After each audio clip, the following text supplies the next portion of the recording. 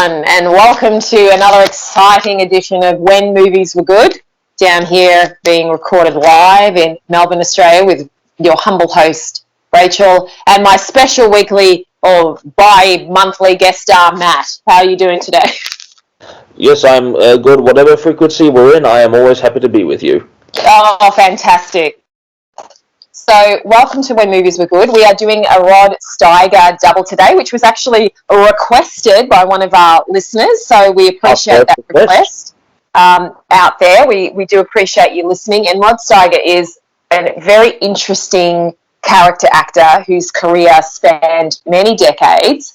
He worked in many different sort of genres of film, some better than others, perhaps. Some of the films that he did in the 1970s were a bit interesting, but he really is... You have me intrigued now. Yeah. Some of the films, like some other American actors, he went over to Europe in the 1970s and made some interesting films out there. Actually, a lot of American actors went to Europe and made some interesting films in the 70s and 80s. Was that when he made Waterloo?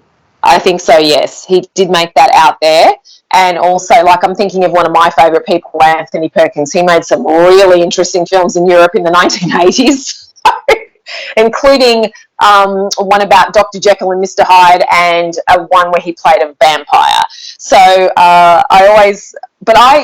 if they're a good enough entertainer and actor, they always manage to sell the material. So we are doing two of Rod's well-known films. Now, remember that Rod Steiger was not sort of the archetypal sort of leading man. He was mostly well known as a character actor, and he was a brilliant character actor. He didn't have sort of the leading man looks or whatever, but he was a well-trained actor who sort of came out of that, he came from Broadway, and he also came out of sort of the method acting school. Matt, I believe he did study with Elia Kazan and Lee Strasberg at the Actors Studio in New York for a period of time. He did look at home with Marlon Brando. He did, yes. So the two films that we're doing are two films that are probably more well known because of the co-star, the male lead that's technically in these films. So while Rod was an integral part of the film, the two main leads are probably known. So we're doing On the Waterfront, 1954, Elia Kazan, and then The Harder They Fall, 1956. That was Humphrey Bogart's last film. And, of course, On the Waterfront was one of Marlon Brando's earlier starring roles. That was a great vehicle for him and a very awarded film. But before we get into the two films, Matt, let's just discuss a little bit about Rod Steiger. So he was born in 1925 and he passed away July 9th, 2002. So he had a pretty good run. And he was known for portraying sort of offbeat, out there and crazed characters. And but he was a very charismatic actor, and he did study method acting. So he was sort of affiliated with Lee Strasberg at the Actors Studio and Elia Kazan, who had started that as well. So one of the films we're discussing today was when he starred as Marlon Brando's mobster brother Charlie in On the Waterfront, 1954.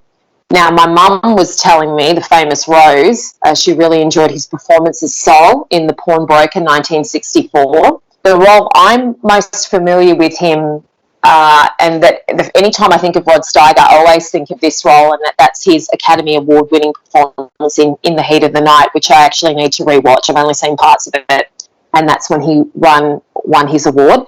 So he was born in New York, in West Hampton. Now, his mother was an alcoholic, so she had a very detrimental effect on his life. He was quite embarrassed by their situation. And a lot of actors have that. They have these interesting, hard family dynamics, and they get into acting as a way to escape that. So he did that. Now, he was actually in World War II. He served in the South Pacific. And then, like many other actors, on the GI Bill, etc., he came home and then started plying his trade as an actor. So one It of was the quite an first, interesting opportunity for a lot of people at that time. yeah, there's actually a lot of actors who, and even some Vietnam vets. One of my favourite sort of actors, a guy called Robert S. Woods, who's predominantly like a serial actor, a serial soaps actor. He was like a Green Beret in Vietnam, and then came back and decided, hey, I survived, so I'm going to get into acting. So Even Grant, one of my favorite photographers, he was go through on this GI Bill as well. yeah, so basically, the GI Bill would sort of help them with a place to live and give them a stipend, I guess, to study, and then they could pretty much choose what they wanted to study. So some of them went into acting, and actually, I didn't know this, but we had discussed the film Marty with Ernest Borgnine in it, and he was actually the person to play Marty on Broadway. Rod Steiger was, and I can really see him in that role. So Rod appeared in some really well-known films. He appeared in Oklahoma. He appeared in Al Capone, 1959. A lot of people say that's one of the best portrayals of Al Capone. He was in David Lean's Dr. Zhivago. And then, of course, he played, Matt, you enjoyed him playing Napoleon in Waterloo in 1970. Yeah, so for ages that was the first and only movie I'd seen him in, and so it was quite difficult to almost adjust from him being the little Corsican officer in early 1800s France to being a sort of a half mobster boxing chief with a really Bronxy accent. Yeah, I mean, he also played, I wouldn't mind, I think we're going to borrow that film, Napoleon, off you, the Waterloo film. I ever had. Yeah. And also he played Mussolini in The Last Days of Mussolini, 1975, which I wouldn't mind. And then, of course, being a horror movie. Yes, naturally. Yeah. And then being a horror movie fan, of course, I remember him as the Disturbed Priest in the Amityville Horror, 1979. I do remember that. And he continued to act a little bit in the, Ray Milland mode. He just continued to keep on acting as long as he possibly could. And, he had open heart surgery in 1979, and then he sort of moved on to sort of the whole B movies area. I don't have a problem with that. I think as long as you keep on acting and you keep working, I don't have a problem with it. I mean, he worked well into the 90s, and, he appeared in, miniseries like Sinatra, 1992. So long as your heart's in the right place, but Yeah. heart surgery, maybe not. Yeah. And he was actually, he even auditioned for things like Ron Howard's Far and Away, although he didn't want to wear a wig, so I believe he decided not to go in that. So he was, he worked right through until his death, basically. So, he'd have only minor roles, but he worked through right until he passed away. So he was an actor and wanted to work. And so we're going to discuss two of these very famous films that he was involved with. So On the Waterfront, 1954, I guess they're classing it as a crime drama, directed by Elia Kazan. Now, Elia Kazan only directed, I think I counted 19 films, but he is often considered one of the greatest directors, like an actor's director. And when I say that, he was really, because he was into all that method acting, and you remember him from working with James Dean in East of Eden. Yeah, so it's quite different from a lot of other directors when it comes to method acting, and they're like, oh god, this again. I don't care about your motivation. Your motivation is your paycheck at the end of the week. Just say the line and stand there. Yeah, whereas Elia Kazan was really, I was sort of reading about his life, and because he'd been an actor before he got into directing, someone had said to him, look, Elia, you're really talented, but not at acting, but something else. So he ended up getting into directing on Broadway, and then, of course, when the movies were taking off. And again, he's another European immigrant. His family were Greek, and he was born in Constantinople, actually, and came over and obviously was more culturally American as well, but had worked his way up and got trained and worked with actors and worked at a theatre company. and very much, I guess you could sort of compare sort of to Orson Welles and a few other people who came from the stage and then went over into films and learnt the trade. But back then you could learn the trade of films. Now you're expected to know everything when you get there. So yeah, it is quite a process. And interesting that you mentioned the beginning in Broadway, because probably that's what gave him a bit of a sympathy for the process of method acting for the actor, because I think that's where it mainly flourished in the stage, because you were able to get completely involved in the character, whereas a film, you kind of have to, although many method actors forgot, you kind of have to remember that you're only part of a big puzzle, where they're sort of putting a story together with the photography and the editing as well.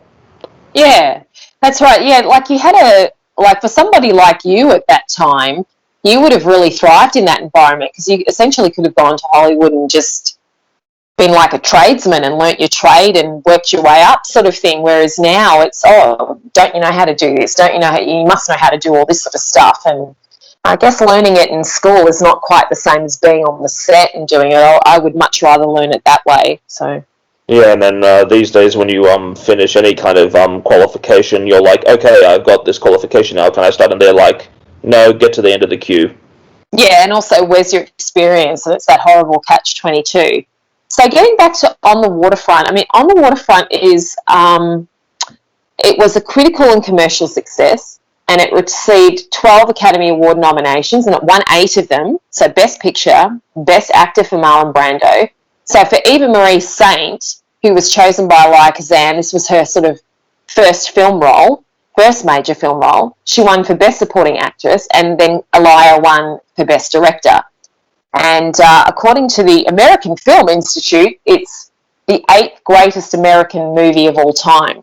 And also, one of my favourite people, Fred Gwynne, is in the background as one of the longshoremen floating around one of the scenes. So I do remember seeing him just out the back there, which was good. So basically the plot of this film, Matt, is mob-connected union boss Johnny Friendly, played by Lee J. Cobb, who's fantastic in the film as well, basically controls the waterfront where they work, in the New York sort of city area, with an iron fist. And basically Terry Malloy, Marlon Brando's character, is a dock worker, and Rod Steiger's character is his brother, who works for the mob boss, Johnny Friendly. Kind of his accountant slash senior hitman. That's right. And so Marlon Brando's character had been a promising boxer, and then Friendly got involved, so the mob guy got involved and instructed his brother Charlie, so Rod Steiger's character, to have Terry deliberately lose the fight so that he could win. Friendly, the mob boss, could win some money by betting against him. And that sort of sent Terry on a bit of a downward spiral, because, as he said, he could have been a contender, he could have been somebody. And somebody gets killed from Friendly's enforcers, one of the people that Terry knows. And Joey, the gentleman that got killed, sister Edie, Eva Marie Saint, gets involved and wants to find out what's really happened to her brother. So essentially it's about Marlon Brando's character Terry going up against this system of corruption on the waterfront and confronting the corruption in his own way. And it's a very interesting film, probably not necessarily my favourite sort of topic, because I'm not really into anything to do with the mob. But what did you think about it, Matt? Well, it does give a bit of a hint as to why in American culture they seem to have a much more negative perception of unions. Like in Australia, we tend to have a much more positive view. We see them as a necessary protector of sort of working conditions, but through various historical anomalies in America, it has often come to be connected with sort of negative corruption, and those are probably samples of how sort of processes meant to protect workers are exploited by middlemen of authority at times. And it also shows the horrendous conditions that a lot of different types of industrial and factory and dock workers used to have to endure. Like, up until that period, it was quite common, especially in shipyards. A lot of people never actually had day-to-day jobs. You actually had to you almost had to, like, micro-apply for a new job every day. Yes. Like, even in a big dockyard, like where the Titanic was built in Belfast, unless you were, like, I think, like a senior apprentice or, like, a special elite apprentice, the bulk of workers were actually had to go up to the gate by a specific time each day and get hired or not hired on the day. Yes, I do actually recall reading that in Belfast that they had to do that, and a lot of these tradesmen / dock workers / because it's such you're just fodder, I guess. So you just turn up, you see the guys turning up at the gate, any work on today? Yes, come in, no, go away, sort of thing. And it's just a terrible, terrible way to live, because you really don't know where your next meal's going to come from. So essentially It seems to be getting more like that today. Yeah, and now it's gone back to that. There was a period of time where it was like full-time, permanent part-time. Now, at least here in Australia, it's kind of unfortunately getting back to this more casual system of employment, which is just having worked casually for a lot of periods in my own life, it's a really hard way to live. It does suit some people, but they're normally people that have multiple streams of income. So this film really has a definite look about it, and I felt like Kazan did get some really good performances out of his stuff. The great Carl Malden's in this film, and he's always a very comforting presence. There were some really other well-known people in this film as well, like Martin Balsam's in this film. Obviously, I mentioned Fred Gwynne. Nehemiah Persoff, who I know, Nehemiah Persoff's actually in the other film that we are discussing, and he was in one of my favourite films, Some Like It Hot. So I heard the voice and I was like, oh, hang on, is that...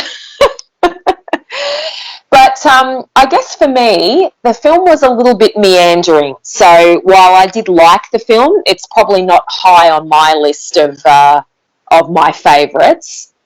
But I think Rod Steiger was good in the film.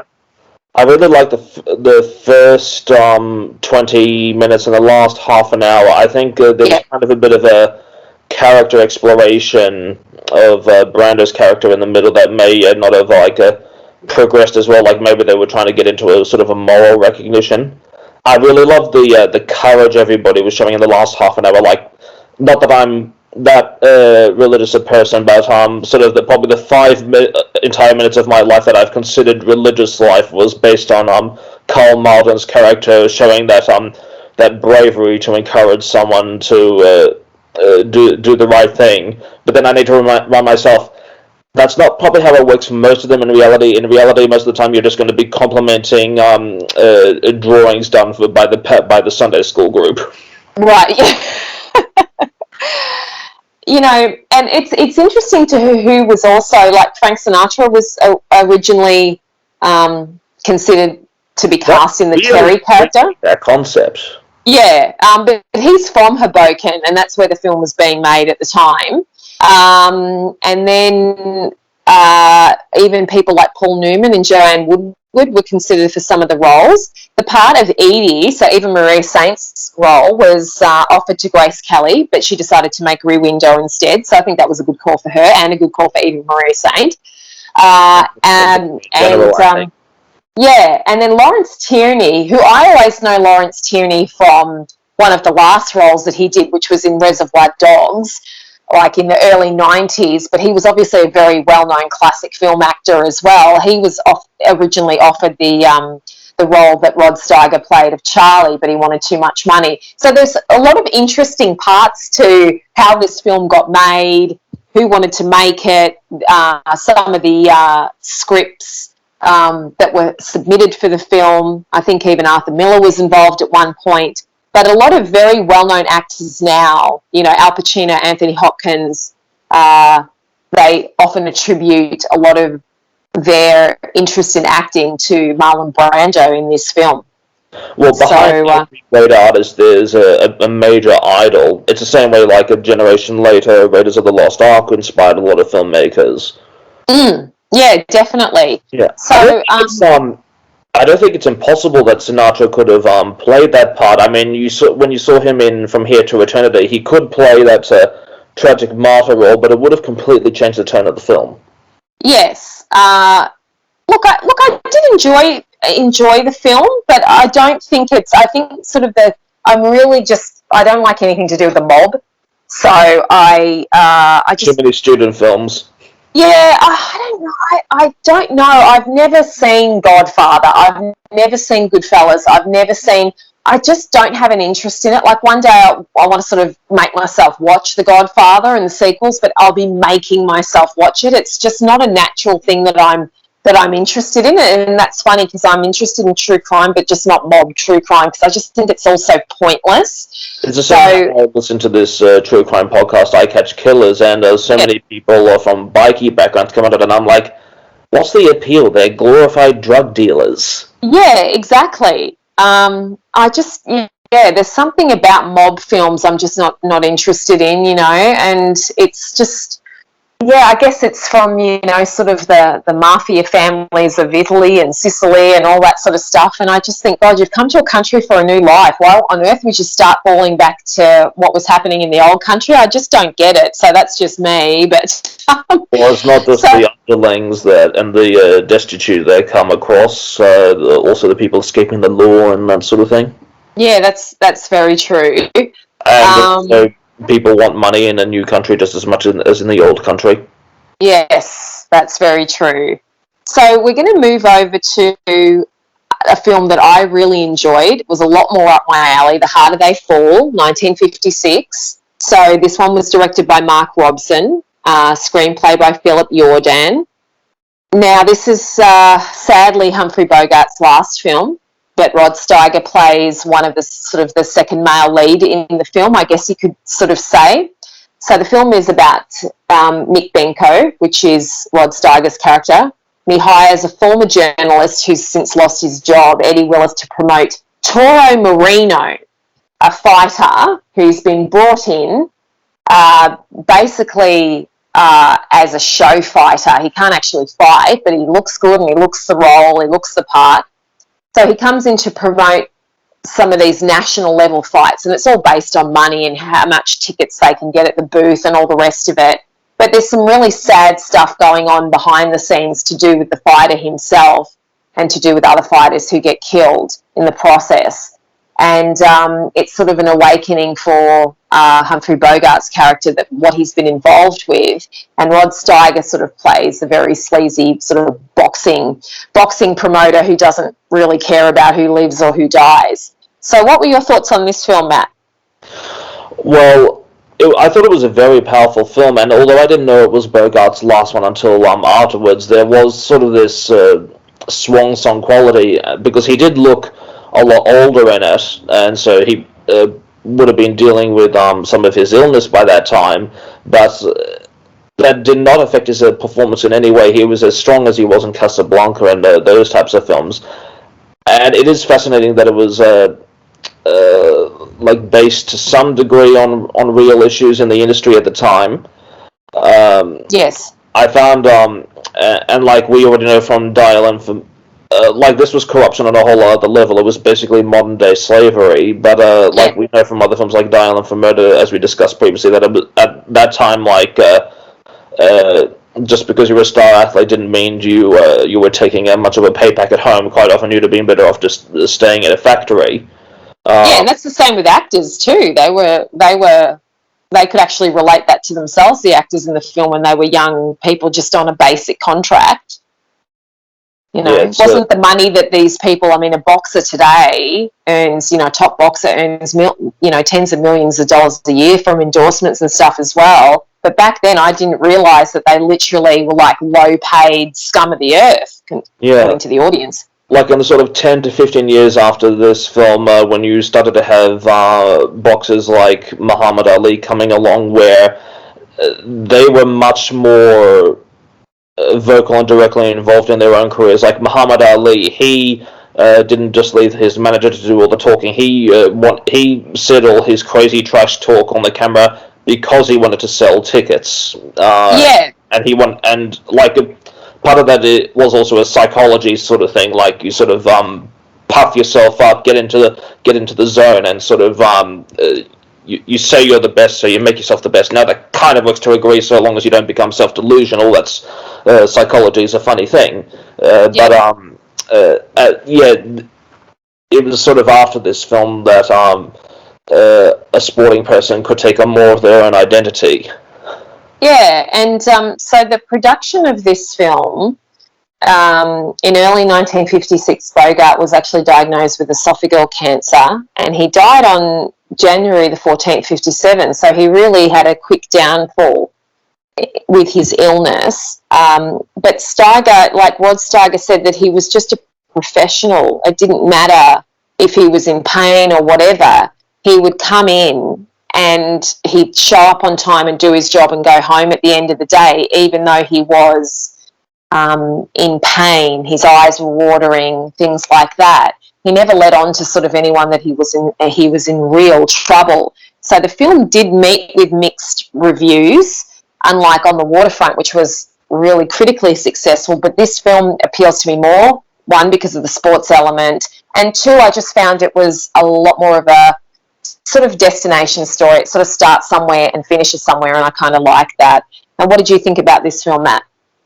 I think a lot of the quality of the script has aged a lot, and the acting has aged a lot better than On the Waterfront. I love them both in their different ways. Like, you can easily tell why Waterfront has become so sacred in status from the beginning. But The Harder They Fall, it's I think it's like Casablanca. It's one of those black and whites that can appeal to those who don't like black and whites. I really, actually, this film I really enjoyed. It's probably one of the most enjoyable ones for me that we've done out of the group of films that we've picked so far.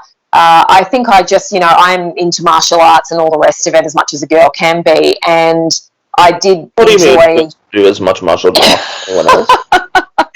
I know, but it's sort of like a bit, what's she watching that for? And I did really like the way they shot some of those boxing scenes. I did notice that in the foreground they sort of had the live action, and then the back was like a matte painted. But I think it worked quite well. I mean, they were sort of had limited resources to be able to shoot those big scenes in the big boxing arenas and all the rest of it. But I still think, and I think Humphrey Bogart, I haven't seen that many of his films, but this is the film I enjoy him in the most that I've seen him in.